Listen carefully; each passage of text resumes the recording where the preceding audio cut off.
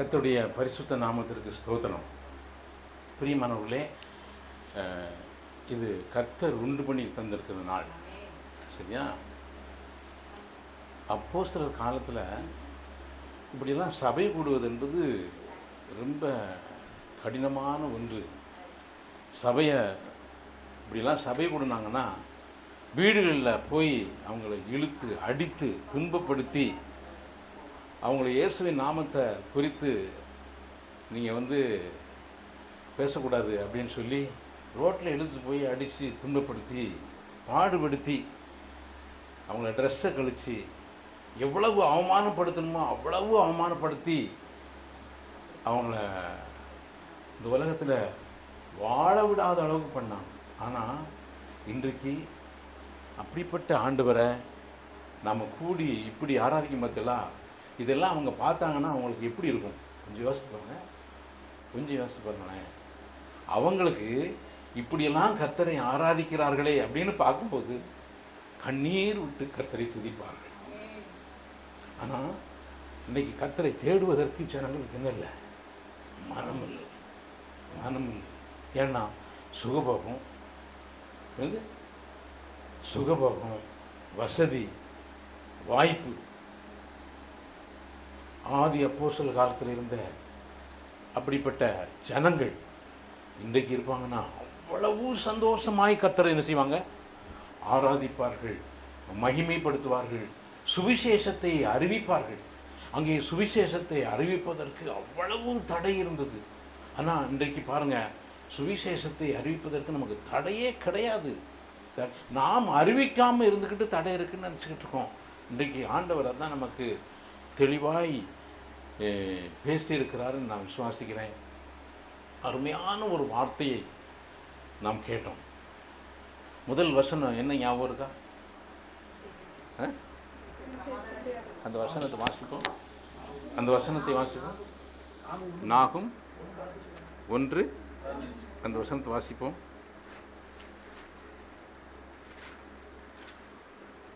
இதோ சமாதானத்தை கூறுகிற சுவிசேஷகனுடைய கால்கள் மலைகளின் மேல் வருகிறது.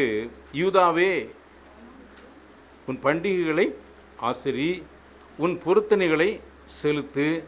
துஷ்டன் இனி உன் வழியாய் கடந்து வருவதில்லை, அவன் முழுவதும் சங்கரிக்கப்பட்டான். பிரியமானவர்களே, கொஞ்சம் யோசித்து பாருங்க. இதோ சமாதானத்தை கூறுகிற சுவிசேஷகனுடைய கால்கள். அப்போ பாருங்க, இன்னைக்கு எத்தனையோ குடும்பங்களில் என்ன இல்லை தெரியுமா? என்ன இல்லை? சமாதானம் இல்லை. நல்லா கவனிங்க. நிறைய குடும்பங்களில் சமாதானம் இல்லை. தனிப்பட்ட மனிதனுடைய வாழ்க்கையில் என்ன இல்லை? சமாதானம் இல்லை. அப்படி சமாதானம் இல்லாததான் அவ்வளவு பிரச்சனைக்கும் காரணம். ஏன்னா கிறிஸ்து எங்கே இல்லையோ அங்கே என்ன இருக்காது? சமாதானம் இருக்காது. அவர் மட்டும்தான் சமாதான காரணர். அவர் வந்தால் மட்டும்தான் என்ன இருக்கும்? சமாதானத்தை தேடி இன்னைக்கு ஜனங்கள் எங்கெல்லாமோ போகிறாங்க. கோயிலுக்கு போகிறாங்க, சினிமாவுக்கு போகிறாங்க, டூர் போகிறாங்க. எப்படி என்ன எவ்வளவு தூரம் போகிறாங்க, தண்ணி அடிக்காங்க, எல்லாம் இதுக்கு நிம்மதியை தேடி. ஆனால் எல்லாம் போயிட்டு வந்தாலும் என்ன இல்லை? சமாதானம் இல்லை. பிரியமானவர்களே, ஆனால் இன்றைக்கு இந்த சமாதானத்தை தருகிற ஒருவர் இருக்கிறார். அந்த சமாதானத்துக்குரியவர்கிட்ட நம்ம போகலன்னு சொன்னால் அங்கே யாருக்கா தெரியுமா? அந்த வசனம் சொல்லுது, துஷ்டன் உன் வழியாய் கடந்து வருவதில்லை. பாருங்க, கிறிஸ்து இல்லை அப்படின்னா அங்கே யார் இருப்பா? துஷ்டன் இருப்பான். அங்கே அதுதான் மிக முக்கியமான காரியம். அப்போ துஷ்டன் என்ன செய்வான்? ஜனங்களை சமாதானமாக இருக்க விட மாட்டான். அதுதான் மிக முக்கியமான காரியம். பிரியமானவர்களே, நம்ம கேட்டோம் சாட்சி. 6 வீடு இருக்குது, ஆனால் என்ன இல்லை?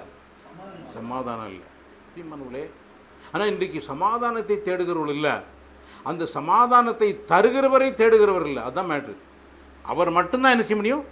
சமாதானத்தை கொடுக்க முடியும். பிரியமானவர்களே, ஆனால் அந்த சமாதானத்தை கொடுக்கிறனுடைய சுவிசேஷனுடைய பாதங்கள் மலைகளின் மேல் வருகிறது. அது எப்படி இருக்கு? அது அழகாக இருக்கிறது. நாம் கேட்டோம்ல, அந்த பாதங்கள் அழகாக இருக்கிறது. பிரியமானவர்களே, இன்றைக்கு இயேசு இந்த பூமியில் வந்திருக்கும்போது அவர் சொன்னார், லூக்கால சுவிசேஷம் லூக்கா 4:18, 16, 17, 18 வாசிங்க.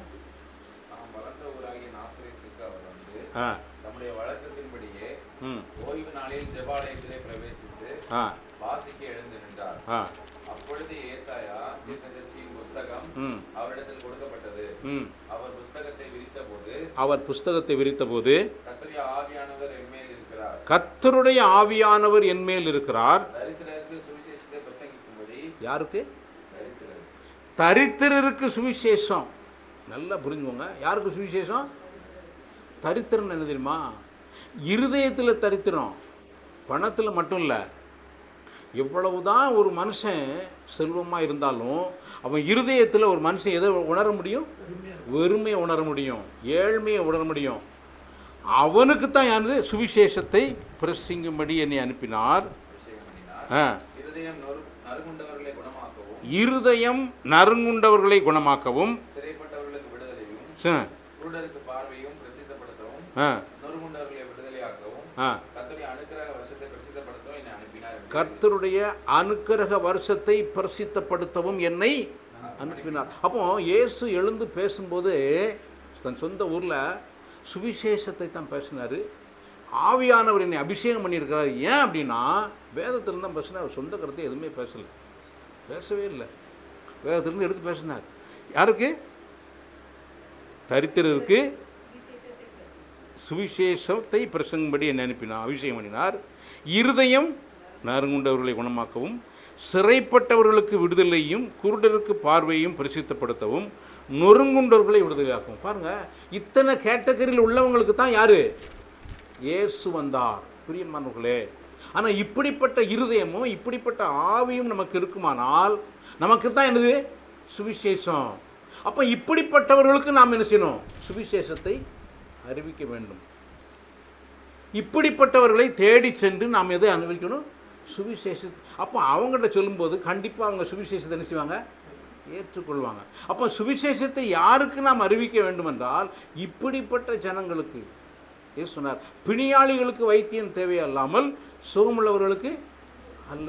பிரியமானவர்களே, நான் அப்படிப்பட்ட இடத்துல இருந்து தான் பிரதர் சொன்ன மாதிரி அப்பா அப்பான்னு கூப்பிட்டோம்னா சும்மா அப்பான்னு கூப்பிடல. என் இருதயம் நொறுங்கி என் தேவையை உணர்ந்து நான் எந்த பாவத்தில் கட்டப்பட்டு இருக்கிறேன் என்பதை அறிந்தவனாக இருந்தேன். அந்த கட்டப்பட்ட பாவத்திலிருந்து அப்பா என்னை விடுதலையாக்குங்கன்னு கூப்பிட்டேன். நான் ஒன்றும் பரிசுத்தவான் கிடையாது. அந்த வசனம் சொல்லுங்க பாருங்க. சிறைப்பட்டவர்களுக்கு விடுதலை. சிறைப்பட்டு இன்னைக்கு அநேகர் சிறைப்பட்டிருக்காங்க. சிறைப்பட்டிருக்கிறேன் என்று தெரியல, சிறைப்பட்டிருக்கிறேன் என்ற உணர்வு இல்லை. பாவத்திற்கும் சாபத்திற்கும் பிசாசின் பிடிக்கும் துஷ்டனுடைய பிடியிலையும் அநேகர் இருக்கிறார்கள். அந்தரங்க பாவங்கள் எத்தனையோ வாலிபர்களுக்கு அந்தரங்க வாழ்க்கையில் பாவத்திற்கு அடிமையாக இருக்கிறார்கள். நானும் இப்படிப்பட்ட அடிமைத்தனத்தில் இருந்தபோது தான் அப்பா நீங்கள் என்னை விடுதலையாக்குங்கன்னு கூப்பிட்டேன். அதுதான் அப்பான்னு கூப்பிட்ட காரணமே. சும்மா அப்பான்னு, எனக்கு எங்கள் அப்பா டீச்சரு, எங்கள் அம்மா டீச்சரு, எனக்கு எந்த வசதி குறவும் இல்லை. ஆனால் நான் உணர்ந்தது என்னுடைய பாவத்தின் வலிமையிலிருந்து நான் விடுதலை வேண்டுமே. ஏன்னா பாவம் செய்கிற ஆத்துமா சாகும். மரணம் எப்போ வரும்னு சொல்ல முடியாது. பிசாசு துஷ்டன் இருக்கிறான். வசனம் சொல்லுது. நம்ம அந்த துஷ்டனுடைய எதிரி நமக்கு இருக்காமனு தெரியாமல் வாழ்ந்துக்கிட்டு இருக்கோம். அதனால தான் நிறைய பேர் இந்த பூமியில் பாவத்தின் மிகுதினால் ஒரு நாள் சங்கரிக்கப்பட்டு போகிறார்கள். பாதுகாக்க முடியல பிரியமானவர்களே. எனவே தேவன் அருமையாக இந்த நாளில் நமக்கு தீர்க்கமான வார்த்தையை கொடுத்திருக்கிறார். யாருக்கு சுவிசேஷம்? எப்படிப்பட்டவர்களுக்கு சுவிசேஷம்? நல்லா இருக்கிற மனுஷன் கொண்டு ஆஸ்பத்திரியில் போய் ஏசி ரூமுக்குள்ளே போட்டு இது பண்ண முடியுமா? ட்ரிப் போட முடியுமா? முடியாது. அவன் வியாதிப்பட்டவனாய், கஷ்டப்பட்டவனாய், துன்பப்பட்டவனாய், தரித்திரனாய், அவன் தன் தேவை உணர்ந்தவனாய் இருக்குத்தான். அப்படிப்பட்டவனுக்கு தான் என்னது? சுவிசேஷம். பிரியமானவர்களே, எனவே இப்படிப்பட்ட இருதயம் உடையவர்களுக்கு கண்டிப்பாய் சுவிசேஷம் வந்து சேரும். இவர்களுக்கு நாம் சுவிசேஷத்தை என்ன செய்யணும்? அறிவிக்க வேண்டும். சகோதரி சொன்னாங்க, அவங்க ஒரு கட்டத்தில் எனக்கு நம்பிக்கையே அற்று போச்சு. வந்தாங்க, ஃபோன் பண்ணாங்க, உடனே விடுதலை. லேட்டா உடனே விடுதலை. பாருங்க, நம்முடைய ஆண்டவர் எப்படிப்பட்டவர், அபிஷேகம் எப்படிப்பட்டது. அப்போ அபிஷேகம் இங்கே தான் வேலை செய்யுது. ரோட்டில் போகிற வாரவனுக்கெல்லாம் இருக்காது. நிறைய பேர் வியாதியோடு இருக்காங்க, ஆனால் அவங்களுக்கு சுகமாக வேண்டும் என்ற விருப்பம் இல்லை. நல்லா புரிஞ்சுக்கோங்க. நிறைய பேர் இருக்காங்க, பிசாசின் பிடியில் இருக்கிறாங்க, ஆனால் அவங்க சுகமாகணும்னு நினைச்சல விரும்பலை. அநேகர் பாவத்திலும் இருக்காங்க, ஆனால் விடுதலையாக வேண்டும் என்ற விருப்பம் இல்லை. இதுதான் பிரச்சனை. இப்படிப்பட்ட இவங்களுக்கு தான் தாகம், யாருக்கு தான் வாஞ்சை, யாருக்கு தான் தவிப்பு இருக்கிறதோ அப்படிப்பட்டவர்களுக்கு சுவிசேஷம் போய் சேருகிறது. பிரியமானவர்களே, நல்லா சாப்பிட்டுட்டு இருக்கான், ஒரு கவலையும் இல்லாமல் இருக்கான், அவனுக்கு போய் சுவிசேஷம் சொன்னால் அவன் எனக்கு எதுக்கே ஏசுமா இல்லையா, எனக்கு எதுக்கு ஏசு, நீ போய் வேற யாருக்கா சொல்லு. அப்படியானால் பிரியமானவர்களே, வேதம் சொல்லுகிறது, சிறுமைப்பட்டு ஆவியில் நொடுங்குண்டு என் வசனத்திற்கு நடுங்குகிறவனையே நான் நோக்கி பார்ப்பேன். எல்லாரையும் நோக்கி பார்க்கல. இன்றைக்கு நாம் அப்படிப்பட்ட இருதயமுடையவர்களாய் நாம் கூடி வந்துட்டோம்னு சொன்னால் சுவிசேஷம் எனக்குரியது என்று சொல்லுவோம். சுவிசேஷம் யாருக்கோ இல்லை, சுவிசேஷம் யாருக்கு? எனக்குரியது. இயேசு எனக்காக வந்தார். பவுல் சொன்னார், பாவிகளை ரட்சிக்க கிறிஸ்து இயேசு உலகத்தில் வந்தார், பாவி எல்லாரிலும். ஆனால் பெரிய அப்போஸ்தலன் சொன்னால் பாவி எல்லாரிலும் பிரதானமான பாவி என்னை ரட்சிக்க வந்தார்னு சொன்னான். இதுதாங்க சுவிசேஷம். எத்தனை பேர் இப்படிப்பட்ட இருதயமுடையவர்களாக இருக்கிறோம். ஒரு தவிப்பு, ஒரு ஏக்கம். பணம் இருக்குது, பணம் இல்லைங்க, பிரச்சனை இல்லை. பணம் இருக்கவனும் சாவான், பணம் இல்லாதவனும் சாவான். ஆனால் இயேசுவை ஏற்றுக்கொண்டு சுவிசேஷத்தை விசுவாசித்தானால் அவன் பாவியாய் மரிக்க மாட்டான், அவன் பரிசுத்தவனாய் மரிப்பான். இந்த உலகத்தில் பிறந்த எல்லாருமே பாவத்தில் தான் பிறக்கிறோம். தாவீது சொன்னான், என் தாய் என்னை பாவத்தில் கற்பந்தரித்தாள், நான் துர்க்குணத்தில் உருவானேன் அப்படின்னு சொன்னான். இதே தான் எல்லாரும் பாவி, எல்லாரும் பிரதானமான. ஆனால் பவுல் சொன்னான், இதோ தேகத்தை விட்டு பிரியம் வந்தது, நேரம் வந்தது, இது முதல்ல எனக்கு என்ன வைக்கப்பட்டிருக்கிறது? நீதியின் கிரீடம் வைக்கப்பட்டிருக்கிறது. அப்படியானால் இவன் நீதிமானாய் மரிக்கிறான். இது எவ்வளவு பெரிய பாக்கியம். இன்னைக்கு எத்தனை பேர் இப்படி சொல்ல முடியும்? எத்தனை? இதுதாங்க சுவிசேஷம். இப்படிப்பட்ட சுவிசேஷத்தை நாம் அனுபவித்து நாம் பிறருக்கு என்ன செய்யணும்? கொடுக்க வேண்டும். பிரியமானவர்களே, இந்த சுவிசேஷம் என்பது இந்த உலகத்தில் மிக மேன்மையான ஒன்று. இந்த உலகத்தில் இன்னைக்கு எனக்கெல்லாம் நான் கேட்கும்போது என் உள்ளம் பூரித்து போட்டது. பவுல் சொல்றார், ரோமர் 1:16 படிங்க. ரோமர்கள் இருக்கும் 1ஆம் அதிகாரம் 16ஆம் வசனம்.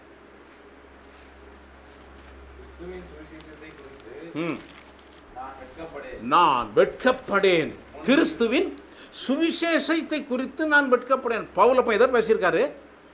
சுவிசேஷத்தான் பேசியிருக்காங்க. அவர் தீமோத்தை, நான் வாசித்தோம், தீமோத்தைக்கு சொல்லும்போது நீ சுவிசேஷனுடைய வேலையை செய், தீங்கு அனுபவி. அப்போ சுவிசேஷத்தை அறிவிக்கணும்னா எதுக்கு ரெடியாக இருக்கணும்? தீங்கு அனுபவிக்க ரெடியாக இருக்கணும். எப்படி? தீங்கு அனுபவிக்க ரெடி இல்லாதவன் சுவிசேஷத்தை என்ன செய்ய முடியாது? அறிவிக்க முடியாது. அப்போ சுவிசேஷம் எப்படிப்பட்டது என்பதை அறிந்திருந்தால் மட்டும்தான் சுவிசேஷத்தை என்ன செய்ய முடியும்? அறிவிக்க முடியும். பிரியமானவர்களே, இந்த உலகத்தில் மேன்மையான ஒன்று, இந்த உலகம் முழுவதையும் ஒருத்தன் கையில் இருந்தாலும் பரவாயில்ல, இந்த சுவிசேஷம் மட்டும் போய் சேரலாம்.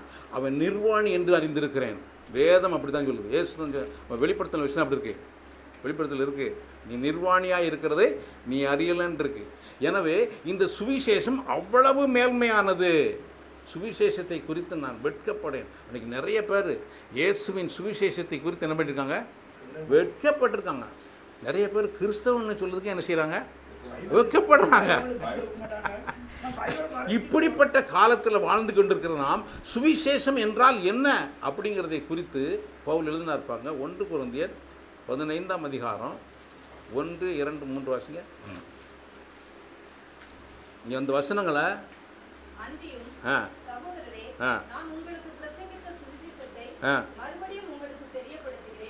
எப்படி எதை? சுவிசேஷம் என்பது மறுபடியும் மறுபடியும் மறுபடியும் மறுபடியும் தெரிவிக்கப்பட வேண்டிய ஒன்று. நல்லா புரிஞ்சுவாங்க. சுவிசேஷம் என்பது மறுபடியும் மறுபடியும் மறுபடியும் தெரிவிக்கப்பட வேண்டிய ஒன்று. ஒரு நாளில் பல முறை இந்த சுவிசேஷம் நான் எனக்கு நானே சொல்லிக்கொள்வேன். தெரியுமா உங்களுக்கு? இந்த சுவிசேஷத்தை நான் எனக்கு நானே சொல்லுவேன். நான் மற்றவங்களுக்கு சொல்லுது 2ஆம் தர்ச்சம். நான் எனக்கு நானே என்ன செய்வேன்? இப்போ நம்ம வீட்டில் சமையல் பண்ணோம்னா நம்ம தான் ஃபஸ்ட்டு சாப்பிடுதோம் இல்லையா? இதே மாதிரி இந்த சுவிசேஷத்தை நான் மறுபடி மறுபடி மறுபடி எனக்கு நானே சொல்லுவேன். வாசிங்க. அப்போ அதில் என்ன செய்யணும்? இதில் சுவிசேஷத்தில் நிலைத்திருக்கணும். அப்போ நம்ம நிலைத்திருக்க வேண்டியது எதுதான்? சுவிசேஷம்தான். அப்போ சுவிசேஷம் எவ்வளவு முக்கியமானது என்று சொன்னார் பார்த்தீங்களா? அப்போ சுவிசேஷத்தை நம்ம கேள்விப்பட்டிருக்கிறதும், அந்த கேள்விப்பட்ட சுவிசேஷத்தில் நாம் என்ன செய்கிறோம்? நிலைத்திருக்கிறோம். அடுத்து யார் பிரசங்கித்த பிரகாரமாய்? பவுல் பிரசங்கித்த பிரகாரமாய் நீங்கள் அதை கை கொண்டிருந்தால் பாருங்க, பவுல் சொல்றார், நான் உங்களுக்கு பிரசங்கித்தபடி நீங்க கை கொண்டிருந்தால் ரட்சிக்கப்படுவீர்கள், மற்றபடி உன்னுடைய விசுவாசம். இது ஒரு மனுஷன் சொன்னதில் ஆவியானவர் பவுல் மூலமாக கொடுத்தப்பட்ட அந்த சுவிசேஷத்திற்கான வெளிச்சத்தை அவர் எழுதுகிறார். அடுத்து நான் அடைந்ததும் பிரதானமாய். அவர் பவுல் எத்தனையோ காரியங்களை எழுதினார். எப்படி சபையை பற்றி எழுதியிருக்கிறார், எப்படி புருஷன் மனைவி எப்படி இருக்குன்னு எழுதியிருக்காரு, அடுத்தப்பல பிள்ளைகள் எப்படி எழுதினாரு, நிறைய காரியங்கள் எழுதியிருக்காரு. அப்படி எழுதியிருந்தாலும் பிரதானமாய் ஒப்புவித்தது என்னவென்றால், பிரதானம் பவுல் பேசுனதிலே பிரதானம் என்னவென்றால் கிறிஸ்துவானவர். அதனால தான் வேதத்தை படிக்கணும்னு சொல்லியிருக்கேங்க.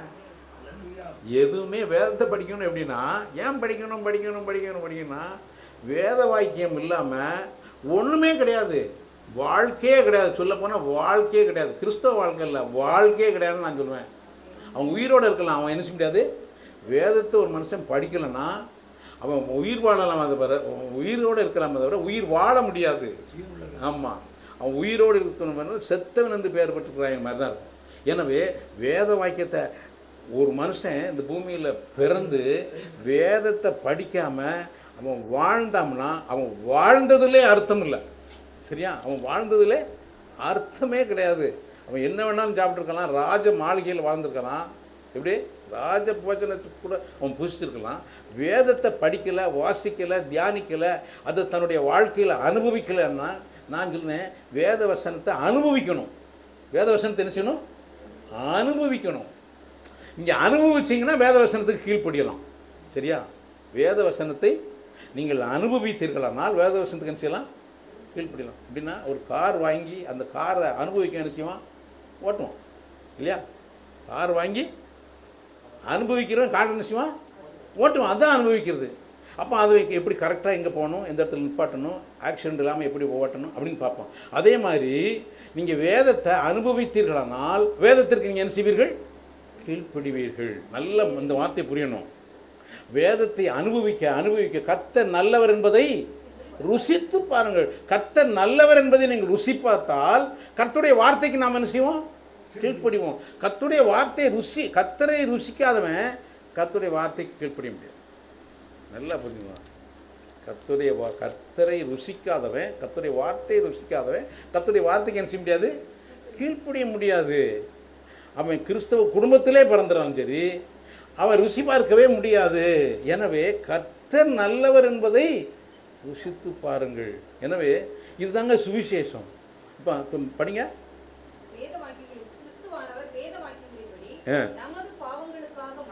நமது பாவங்களுக்காக மரித்து அடக்கம் பண்ணப்பட்டு வேத வாக்கியத்தின்படி மூன்றாம் நாளில் உயிர்த்தெழுந்து. பாருங்க, பவுல் சொல்றாரு, என் சுவிசேஷம் இதுதான் உங்களுக்கு பிரதானமாய் ஒப்புவித்தேன் என்று சொன்னார்.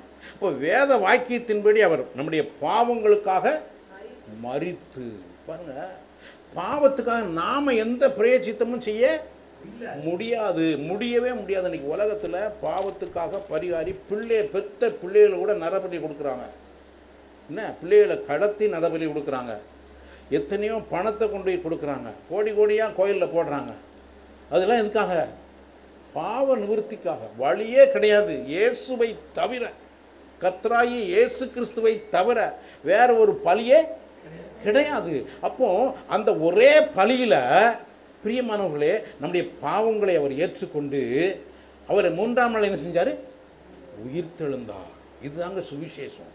அவர் உயிர்த்தெழுந்தார். அவர் உயிர்த்தெழவில்லைன்னா சுவிசேஷமே கிடையாது. அவர் உயிர்த்தெழவிட்டால் சுவிசேஷமே கிடையாது. ரோமர் 4:25 படிங்க.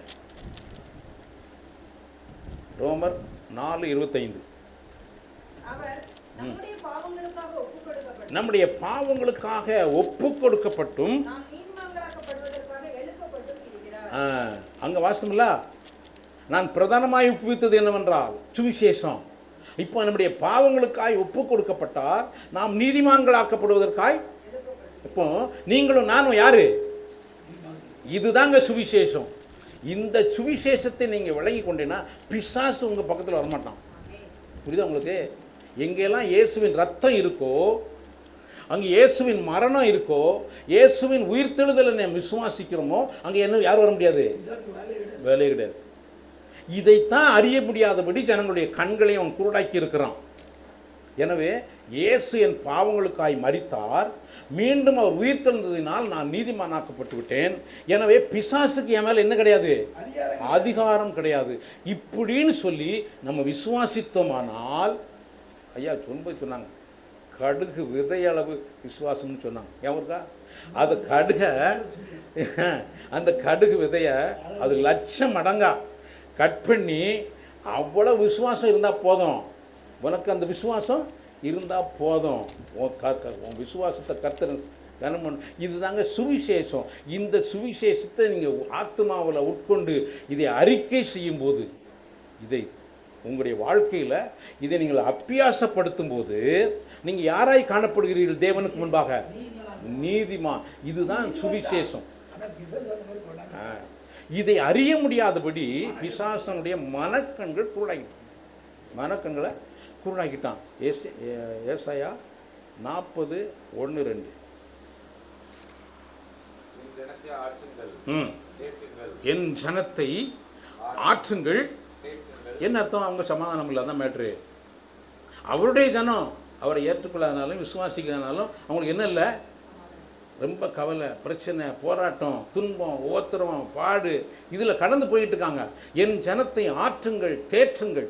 இந்த யாருக்கு பிரச்சனை அங்கே வாசித்தோம்ல, இப்படி லூக்காவில் வாசித்தோமா, சுவிசேஷம் யாருக்கு அறிவிக்கணும்னு சொல்லி எழுதுகிறார். இப்போ என் ஜனத்தை ஆற்றுங்கள், தேற்றுங்கள், பட்சமாய் பேசி அதன் போர் முடிந்தது என்றும் அதன் அக்கிரமம் நிவிர்த்தியாயிற்று என்றும் தன் சகல பாவங்களின் நிமித்தம். என்ன வத்தனம்? எல்லா பாவம் இயேசு கிறிஸ்துவின் ரத்தம் சகல பாவங்களையும் நீக்கி நம்மை சுத்திகரிக்கும். பிரியமானவர்களே, இப்போ இயேசு கிறிஸ்துவின் ரத்தம் சகல பாவங்களையும் நீக்கி நம்ம என்ன செய்து விட்டது? சுத்திகரித்து விட்டது. சுத்திகரித்து விட்டது பிரியமானவர்களே. எனவே இதை நாம் உணர விடாதபடி பிசாசானவன் செய்யலாம். இதுதான் மேட்டர். அப்போ சுவிசேஷம் என்றால் என்ன அப்படின்னா, கல்வாரி சிலுவையில் இயேசு கிறிஸ்து என்னுடைய எல்லா பாவத்தையும் சுமந்து தீர்த்து விட்டார். அவர் உயிர்த்தெழுந்ததினால் நான் என்ன செய்யப்பட்டு விட்டேன்? நீதிமானாக்கப்பட்டு விட்டேன். இதை நீங்கள் விசுவாசிக்கும் போது விசுவாசத்தினாலே நீதிமான். எபிரேயர் 10 கடைசி 2 வருஷம் படிங்க. எபிரேயர் 10 கடைசி 2 வருஷம்.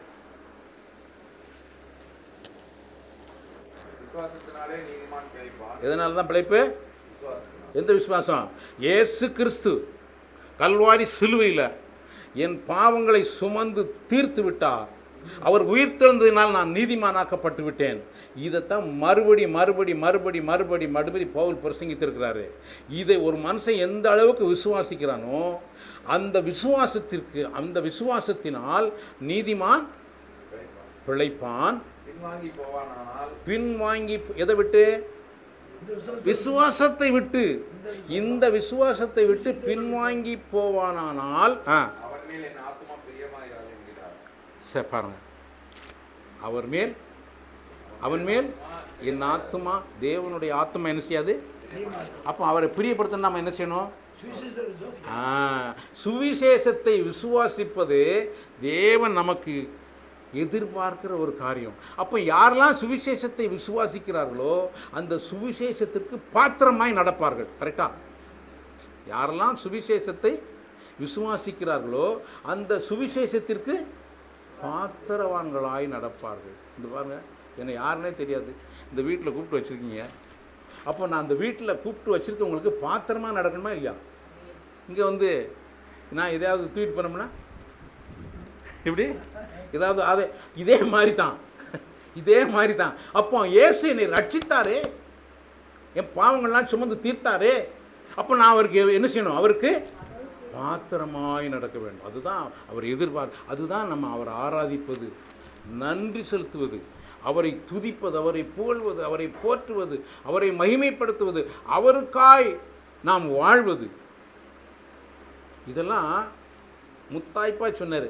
யார்? நம்ம பிரதர் பேசும்போது சொன்னார், விழுப்பதுமா துரிதமாய் தீவிரமாய் இந்த சுவிசேஷத்தை எப்படி விசுவாசிக்கணும்? தீவிரமாய் நீங்கள் விசுவாசிப்பீர்களானால் இந்த சுவிசேஷத்தை தீவிரமாய் நீங்கள் அறிவிக்கிறவர்களாக இருப்பீர்கள். இது ஒரு செய்தி அல்ல, இதுதான் செய்தி. ஏன்னா சுவிசேஷத்தை பிரசங்கியாவிட்டால் எனக்கு ஐயோன்றார். எனக்கு ஐயோ பாருங்க. அப்போ சுவிசேஷம் என்பது இன்னைக்கு ஒவ்வொரு மேலும் விழுந்த கடமை. அதான் அழகாக வாசித்தாங்க. எப்படி இது ஆண் என்றும் இல்லை, பெண்ணும் என்றும் இல்லை. பழைய ஏற்பாட்டிலே சொல்லியாது சுவிசேஷகியே. எப்படி சுவிசேஷகியே, சுவிசேஷகன் மட்டும் இல்லை, சுவிசேஷகியே. அப்போ பெண்களுக்கும் இந்த பங்கு இருக்கு. முதல் பங்கு உயிர்த்தெழுந்த பின்பு முதல்ல எழுத்து போய் அப்போஸ்தலர்களுக்கு சொன்னதே யார் தான்? ஒரு சுவிசேஷகி தான். முதல்ல எழும்பினது சுவிசேஷகி தான். மகதலேனா மரியாதை, அவள் தான் முதல் சுவிசேஷி. நீ பைபிள் படிச்சு, அவர் தான் முதல் அவர் தரிசனானார், அவர் உயிர்த்தெழுந்தார் என்று போய் ஒன்று. எனவே இந்த சுவிசேஷத்தை இங்கே இருக்கிறவங்க நம்ம தீவிரமாக என்ன செய்யணும்? அறிவிக்கணும். தீவிரமாக அறிவிக்கணும். அழகாக வீடியோ ரெக்கார்ட் பண்ண விட்டாங்க. எனக்கு ரொம்ப வருத்தம். அவருக்கு கொஞ்சம் ஸ்பீடாகவும் பேசினார், நிதானமாக பேசினார்னா அவ்வளவு சக்தி அவர் பேசினதில் இருந்துச்சு. நான் கவனிச்சுக்கிட்டே இருந்தேன். அவ்வளவு அருமையாக தேவன் கொடுக்குறார். இதுதான் பரிசுத்தவான்களின் ஐக்கியம். தெரியுமா? இது என்னது? நீங்கள் நினைக்க மாதிரி கிடையாது. இவங்க 4 பேர் இருக்காங்க, 10 பேர் இருக்காங்கன்னு. நோ. இதுதான் இங்கே இயேசு இருக்கிறார், பிதா இருக்கிறார், பரிசுத்தாவியானவர் இருக்கார். இந்த 3 பேர் இருக்காங்க. தெரியுமா உங்களுக்கு? இங்கே அவருடைய பிரசன்னம் இருக்குது, அவருடைய மகிமை இருக்குது. இங்கே எல்லா கட்டுகளும் அறுக்கப்படும், பிசாசின் கட்டுகள் தகர்க்கப்படும். தெரியுமா உங்களுக்கு? அங்கே பிசாசு வேலை செய்யவே முடியாது, இருக்கவே முடியாது. அவனுக்கு அதிகாரமே இல்லை. அப்படிப்பட்ட பரிசுத்தவான்கள் இயேசுவின் இரத்தத்தினால் மீட்கப்பட்டவர்களாய் நாம் கூடி வந்திருக்கிறோம். சாதாரணவர்களாய் இல்லை. சாதாரணமாக இன்றைக்கி எலெக்ஷனில் போய் பார்த்தீங்கன்னு சொன்னால் எம்எல்ஏ சீட்டுக்கு எப்படி போய் பிரயாசப்பட்டு நிற்காங்க. அதை விட இது மேலான ஒரு காரியம். தெரியுமா? ஒப்பிடவே முடியாது. இதற்கு ஈடாக நீங்கள் எதையுமே ஒப்பிட முடியாது. ஏன்னா ஒரு நாள் தெரியும். என்னைக்கு தெரியும் தெரியுமா? இங்கே ஜீவனை விடும்போது தெரியும். அன்னைக்கு தெரியும். இன்னைக்கு தெரியாது, அன்னைக்கு தெரிஞ்சிடும். எனவே இந்த சுவிசேஷத்தின் மேன்மையை அநேகர் அறியாமல் இருக்கிறார்கள். எனவே தான் இந்த உலகத்தில் எல்லாவற்றை பார்க்கணும். சுவிசேஷம் என்பது அவ்வளவு மேன்மையானது, மகிமையானது, உயர்வானது. இதற்கு ஒப்பானது இந்த உலகத்தில் ஒன்றுமே கிடையாது பிரியமானவர்களே. எனவே தான் இன்றைக்கு ஆவியானவர் இந்த சுவிசேஷத்தை குறித்த ரகசியத்தை பவுல் சொல்வார், இந்த ரகசியத்தை நான் அறிவிக்க வேண்டிய பிரகாரமாய் அறிவிப்பதற்கு வாக்கு எனக்கு கொடுக்கும்படியா எனக்காக ஜெபம் பண்ணுங்கன்னு எபேசியரில் பேசுகிறார். தெரியுமா? இந்த சுவிசேஷத்தின் ரகசியத்தை நான் பேச வேண்டிய பிரகாரமாய் பேச வாக்கு எனக்கு கொடுக்க. அப்போ இந்த சுவிசேஷத்தை அறிவிப்பதற்கு வாக்கு அவர் கொடுக்கிறார். அவர் வாக்கு கொடுக்கிறார், அவர் வார்த்தையை கொடுக்கிறார். அந்த வசனத்தை வாசிங்க.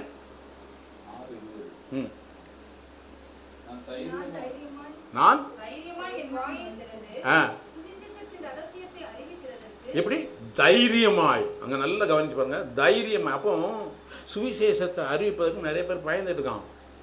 ஆனால் பவுல் சொல்றாரு தைரியமாய். பிடிச்சி சிறைச்சாலையில் போட்டாங்க, அப்போ தான் தைரியமாய் வாயை திறக்கணும். எது திறக்கணும்? வாயை. நிறைய பேர் வாயை திறக்க மாட்டாங்க. சாப்பிடும்போது மட்டுமா திறக்கிறதுக்கா வாய்? சுவிசேஷத்தை அறிவிப்பதற்கு திறக்காத வாயா? அது வாய் இருந்து என்ன பிரயோஜனம் பிரியமானவர்களே? எனவே நாம் முதல்ல நல்ல தெளிவாக ஆவியானவர் நமக்கு தெளிவாக பேசினார். சுவிசேஷத்தை அறிவிப்பது எல்லார் மேலும் விழுந்த கடமை. இங்கே இருக்கக்கூடிய எல்லாரும் சுவிசேஷத்தை என்ன செய்யலாம்? அறிவிக்கலாம், அறிவிக்க வேண்டும். சுவிசேஷத்தை நான் கேட்டுக்கிட்டே இருக்குன்னு சொல்லக்கூடாது. எத்தனையோ பேர் ஒரு முறை கூட சுவிசேஷத்தை என்ன செய்யல, கேட்காம இருக்காங்க. எனவே அவர்களுக்கு சுவிசேஷத்தை நாம் அறிவிக்க வேண்டும். இதற்குத்தான் கர்த்தர் நமக்கு இந்த சுவிசேஷத்தை இந்த நாளில் தெளிவாய் தீர்க்கமாய் பேசியிருக்கிறார். வாசிங்க. வாக்கு எனக்கு கொடுக்கப்படும்படிக்கு எனக்காக பவுல் சிறைச்சாலையில் இருக்கும்போது எனக்காக ஜெபம் பண்ணி எப்படியா வெளியே கொண்டு வாங்கலாம் அவர் பேசலை. எப்படி எனக்காக எப்படியாவது செயலிருந்து வெளியே வரணும், எனக்காக ஜெபம் பண்ணலாம் சொல்ல. சபையார் ஊக்கமாக ஜெபம் பண்ணாங்க. பேதுரு சிறைச்சாலையில் இருக்கும்போது, பவுல் சிறைச்சாலையில் இருக்கும்போது அங்கே இருந்து வெளியில் வந்த உடனே சுவிசேஷத்தை டக்குன்னு அங்கே நினைச்சிட்டான், அங்கே அறிவிச்சிட்டான். அப்போ சிறைச்சாலை போன இதுக்கு தெரியுமா, அந்த சிறைச்சாலைக்காரனுக்கு சுவிசேஷம் அறிவிப்பதற்காக அவன் சிறைச்சாலைக்கு போனான். இதே மாதிரி தான் நமக்கு எத்தனையோ பிரச்சனை போராட்டம் வந்திருக்கலாம். இயேசுவை அறிவதற்காகவே, இந்த சுவிசேஷத்தை நாம் விளங்கிக் கொள்வதற்காகவே கர்த்தர் நம்மை அப்படிப்பட்ட பாதையெல்லாம் நடத்தி வந்திருக்கிறார். ஒருவேளை ஒரு வியாதியாக இருக்கலாம், அல்லது ஒரு மரணமாக இருக்கலாம், ஒரு நெருக்கமாக இருக்கலாம், ஒரு போராட்டமாக இருக்கலாம். இது வழியாக நம்ம கடந்து வந்திருந்தாலும் கர்த்தர் நம்ம இந்த சுவிசேஷத்தை கொடுப்பதற்காகவே இந்த பாதையில் நடத்தி வந்து இந்த சுவிசேஷத்தை அனுபவிப்பதற்காக கொடுத்துருக்காங்க. இந்த எத்தனை பேர் இந்த உலகத்தை விட்டு போயிட்டாங்க, அந்த சுவிசேஷத்தை அனுபவிக்கிறது தெரியுமா? எத்தனையோ நன்மையான காரியங்களை அனுபவித்தார்கள். உலகமெல்லாம் சுற்றிருப்பாங்க, பெரிய ஹோட்டலில் இருந்திருப்பாங்க. ஆனால் இந்த சுவிசேஷ சமாதானத்தை அவங்க என்ன செய்யலை, பெறவில்லை. பிரியமானவர்களே, நீங்களும் நானும் இந்த சுவிசேஷத்தை பெற்றிருக்கிறோம். நாம் எவ்வளவு பாக்கியவான்கள். அதனால தான் ஏன் சொன்னார், நீங்கள் பாக்கியவான்கள். அநேக ராஜாக்களும் நீதிமான்களும் காணவும் கேட்கவும் விரும்பியும் அவர்கள் என்ன செஞ்சாங்க, அவங்க காணலை, அறியலை. நீங்கள் பாக்கியவான்கள் என்று சொன்னார். இந்த சுவிசேஷத்தை கேட்டிருக்கிற நாம் என்ன, யாரு வாயத்திறன்னு சொல்லுங்க, பாக்கியவான்கள். அதை சத்தமாக சொல்லணும், பாக்கியவான்கள்.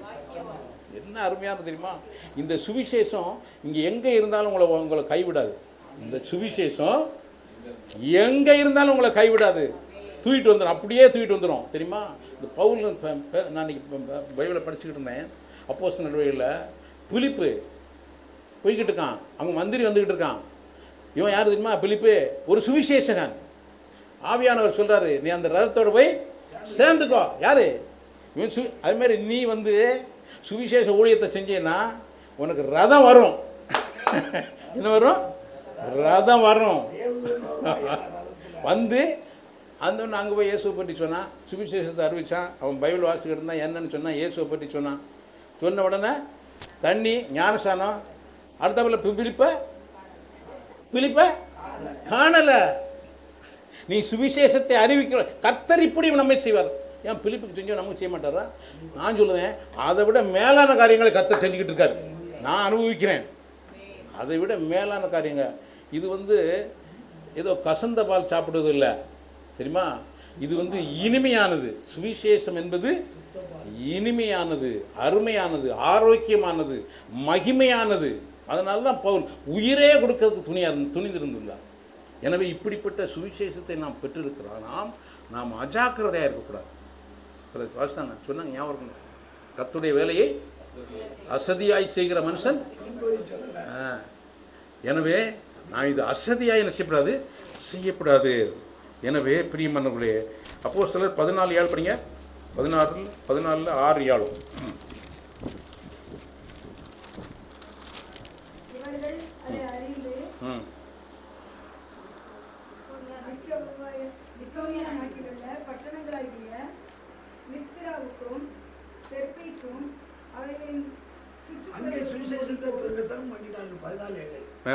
அங்கே எங்கெல்லாம் போனாங்களோ அங்கெல்லாம் போய் என்ன செஞ்சாங்க, சுவிசேஷத்தை பிரசங்கம் பண்ணினார்கள். நான் என்ன சொல்லணும்னா, சுவிசேஷத்தை பிரசங்கம் பண்ணி, அப்போ அந்த நீங்கள் சுவிசேஷத்தை நீங்கள் எங்கே போனாலும் என்ன செய்யலாம், பிரசங்கிக்கலாம்.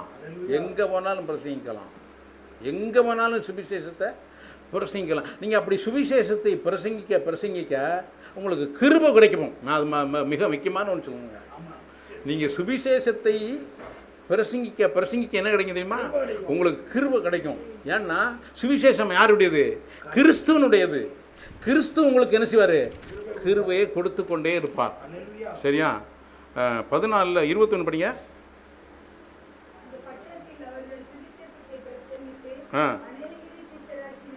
அநேகரை சீசராக்கின பின்பு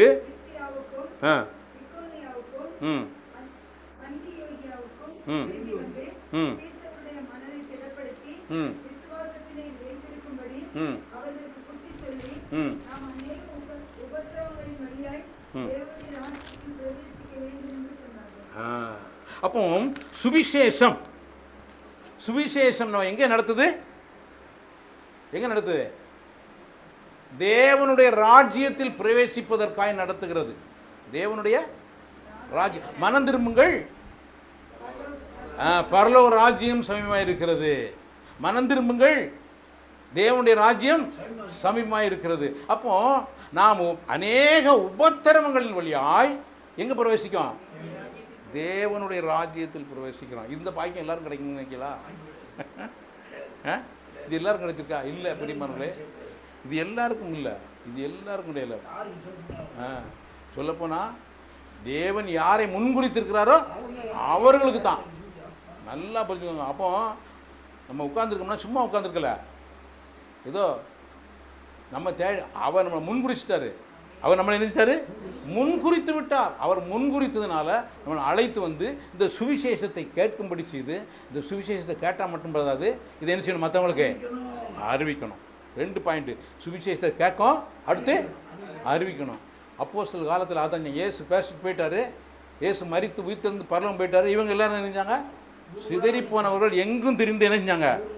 சுவிசேஷ வசனத்தை பிரசங்கித்தார்கள். இப்போ நீங்கள் சுவிசேஷத்தை பிரசங்கிக்கும் போது கர்த்தர் உங்க கூட இருந்து அற்புதங்களினாலும் அடையாளங்களினாலும் வசனத்தை உறுதிப்படுத்துவார். எங்கெல்லாம் சுவிசேஷம் அறிவிக்குமோ அங்கே கர்த்தர் அதிசயம், அற்புதம், அடையாளம் செய்து வசனத்தை அப்போ வசனத்தை உறுதிப்படுத்துவதற்கு என்ன கொடுக்கப்பட்டிருக்கு? அற்புதமும் அடையாளமும். எனவே இனிமேல் நம்ம எதை அறிவிக்கணும்? சுவிசேஷத்தை அறிவிக்க வேண்டும். சுவிசேஷத்தை நீங்கள் அறிவிக்க போகும்போதே சுவிசேஷத்தை கேட்கிறவனை நீ சுவிசேஷத்தை அறிவிக்கணும்னு அவனுக்கு என்ன செய்யணும்? சொல்லிடணும். அப்போ அவன் சொல்லும்போது ராஜ்யத்தின் சுவிசேஷம் என்ன செய்யும்? அது பரவும். இப்போ ராஜ்யத்தின் சுவிசேஷம் பூலகமெங்கும் அறிவிக்கப்படும். அப்பொழுது அப்போ முடிவுக்கு தடையாரு? நம்ம தான். அப்போ நம்ம என்ன செய்யணும்? சுவிசேஷத்தை கப்பல் கவர்ந்து வச்சா இல்லை. சுவிசேஷம் எவ்வளோ நன்மை மேன்மையானது. நம்ம நினச்சிக்கிட்டு இருக்கோம் ஆண்டவர் வந்துட்டு போயிட்டாரு, நமக்கு என்ன எடுக்கணும்? அப்படி இல்லை பிரியம்மனுக்குள்ளே. நீங்களும் நானும் நான் முதல்ல சொல்லும்போது பிரதர் சொல்லும்போது சொன்னாங்க, அவர் நம்முடைய தகப்பன், நாம் அவருடைய பிள்ளைகள். தகப்பனுடைய ராஜ்யத்தை யார் தான் அறிவிக்கணும்? பிள்ளைகள் தான் அறிவிக்கணும். நீங்கள் பிள்ளைகளாக இருக்கிறபடினால் சுவிசேஷத்தை என்ன செய்யணும்? அறிவிக்க வேண்டும். பிரியமானவர்களே, இதற்குத்தான் கர்த்தர் நமக்கு சுகம் கொடுக்கிறார்.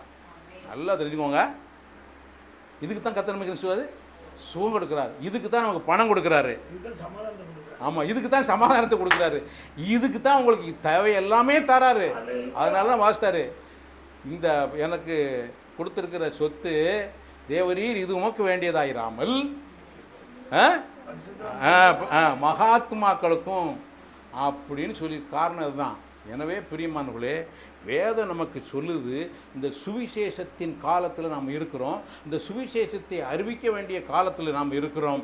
கர்த்தர் நமக்காக எல்லாவற்றையும் செய்து முடித்தபடினால் இதை அறிவிப்பது நம்ம ஒவ்வொருவருடைய கடமை. இது ஆண் என்றும் இல்லை, பெண் என்றும் இல்லை. இப்படிப்பட்ட ஒரு வாக்கியத்தை நம்ம கொடுத்திருக்கிறார. இந்த சுவிசேஷத்தை நாம் அறிவிப்போமானால் சுவிசேஷத்தை அறிவிக்கிறவர்களுக்கு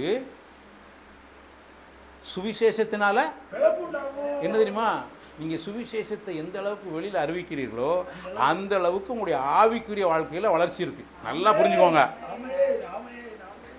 சுவிசேஷத்தை அறிவிக்கிறவர்களுக்கு சுவிசேஷத்தினால பிழைப்பு நமக்கு உண்டாகுது. அப்படின்னா என்ன அர்த்தம் தெரியுமா? ஆவிக்குரிய வாழ்க்கைக்கு உங்கள் வாழ்க்கையில் பெரிய வெளிச்சம் உண்டாகும், ஆசீர்வாதம் உண்டாகும், சமாதானம் உண்டாகும். சமாதானத்தின் மேல் சமாதானம் உண்டாகும். ஒரு சமாதானம் நதியை போல வரும் இருக்கு. சமாதானம் எப்படி இருக்கும்? நதியை போல். நதி எப்படி இருக்கும் தெரியுமா? நதி எப்படி இருக்கும்? நதியில் நீங்கள் என்ன போட்டு போட்டாலும் என்ன நினைச்சிடும்? அடிச்சு கொண்டு போயிடும். அதனால் உங்கள் வாழ்க்கையில் என்ன பிரச்சனை வந்தாலும் இந்த சுவிசேஷத்தை நீங்கள் அறிவிப்பீங்கன்னா என்ன பிரச்சனை வந்தாலும் எல்லாம் போயிடும். எத்தனை பேர் நீங்கள் சுவிசேஷத்தை நம்ம அறிவிக்க ரெடியாக இருக்கும்? யார்ட்டுனாலும் சரி, நம்ம எதுவும் செய்யணும். நீங்கள் சுவிசேஷத்தை அறிவிப்பீங்கன்னா மற்றவங்களுக்கு தீமையாக பேச மாட்டீங்க. பேச முடியுமா? குறை பேசுவோமா? பாவம் செய்வோமா? வாய்ப்பே இல்லை. நாம் யாருடைய வீரர்களாக இருப்போம்? கிறிஸ்துவனுடைய கிறிஸ்துவனுடைய போர் வீரர்களாய் இருப்போம். எனவே அவர்களுக்கு அவ்வளவு ஆயுதம் வச்சிருக்காரு. எபேசியர்கள் சொல்லியிருக்கு, இருக்கா இல்லையா? இதெல்லாம் நம்ம பண்ணும்போது இவ்வளவு ஆயுதம், ஜெபம் இருக்கு, என்ன வேத வசனம் இருக்கு, ஆவி பட்டம் இருக்கு, சமாதானம் இருக்கு. இதெல்லாம் உங்களுக்கு எனக்கும் சுவிசேஷர்களுக்கு கொடுக்கப்பட்டிருக்கு. சுவிசேஷம் இந்த உலகத்தில் சுவிசேஷம் அழகாக வாசித்தாங்க. இயேசு அந்த அப்போஸ்தலர்களுடைய கால்களை கழுவினார். நம்ம காலை நம்ம கழுவுக்கு வச்சுப்போம், உண்மையா இல்லையா? நம்ம காலையே நம்ம கழுவுறதுக்கு அநேக வழியில் கையை வச்சிட மாட்டோம். தண்ணியை ஊற்றி, என்ன தண்ணியை ஊற்றி நல்ல காலை கை தேய்ச்சி கடைசி தான் கையை வைப்பான். ஆனால் ஏசு நினைஞ்சார், டைரெக்டாக காலை கழுவி தண்ணியை ஊற்றி கழுவி அவரே துடைச்சி, சொல்லப்போனால் அவர் கட்டியிருந்த வஸ்திரத்தை வச்சு துடைச்சார். அதுதான் அதில் முக்கியமான காரியம். நம்ம வீட்டுக்கு வந்தால் எப்படி, யாராவது வெளியில் போயிட்டு வந்தால் நம்ம வீட்டில் வந்து காலை கழுவும் போது காலை துடைக்கிறதுக்கு ஒரு புது துண்டை எடுத்து கொடுத்து துவைப்போமா? துடைக்க மாட்டோம். ஆனால் இயேசு தான் அறையில் கட்டியிருந்த அரை கச்சை எடுத்து என்ன செஞ்சார்? துடைச்சார். அப்போ பாருங்கள், நம்ம மேலே நம்பிக்கை வைத்து நம்ம மேலே சுவிசேஷத்தை அறிவிப்போம் என்ற நம்பிக்கையோடு நம்முடைய கால்களை என்ன செய்திருக்கிறார்? சரி, ஒரே ஒரு கேள்வி கேட்கேன். ஒரு முறை நான் சொல்ல விரும்புகிறேன். என்னென்னா, இயேசு என் கால்களை கழுவியிருக்கிறார் அப்படிங்கிற நிச்சயம், பூர்ண நிச்சயம் கைகளை வைத்து அல்லேலூயா சொல்லலாம். அல்லேலூயா. அப்போ நாம என்ன செய்யணும்? இதை அறிவிக்க வேண்டும். இதை அறிவிக்கும் போது நம்ம வாழ்க்கையில் எல்லா காரியத்தையும் கர்த்தர் நேர்த்தியாய் அதினதின் காலத்தில் கர்த்தர் எப்படி நடத்துவார்? நேர்த்தியாக நடத்துவார். எந்த உங்கள் வாழ்க்கையில் ஒரு குறைவு இல்லாமல் நடத்துவார். என்ன குறை இருக்காது? ஒரு குறைவு இல்லாமல் நடத்துவார். எல்லா குறைவையும் அவர் நிறைவாக்குவார். எல்லா குறைவையும் அவர் எப்படி நிறைவாக்குவார். பூர்ண சமாதானத்தை தருவார். நித்திய பேரின்பத்தை தருவார். உங்களை பார்த்து இவங்களுக்கு மட்டும் எப்படி சமாதானம் இப்படி இருக்கு அப்படின்னு எல்லாரும் ஆச்சரியப்படுற அளவுக்கு கர்த்தர் நடத்துவார். ஆமென். இப்படிப்பட்ட ஆண்டவர் தான் கர்த்தராகிய இயேசு கிறிஸ்து கல்வாரி சிலுவையில் நமக்கு இந்த ஆசீர்வாதங்களை எல்லாம் சம்பாதித்து கொடுத்திருக்கிறார். இதை நாம் அனுபவித்து பிறருக்கு என்ன செய்வோம்? கொடுப்போம். கர்த்தர் தாமே நம்மை ஆசீர்வதிப்பாராக. ஆமென்.